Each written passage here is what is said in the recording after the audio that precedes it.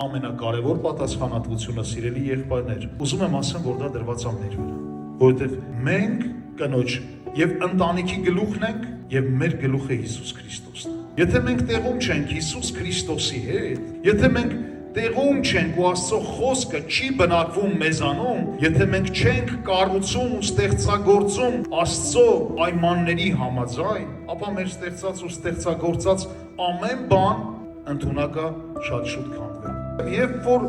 տղամարդը կորցնում է իր դիրքը, օձը կարողանում է խաբի Եվային։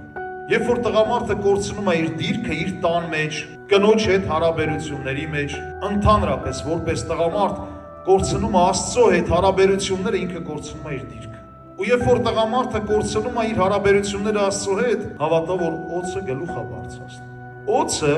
առիթ է ման գալիս, որպեսզի այդ միաբանության մեջ մտնի, ու այդ միաբանությունը փչացնի։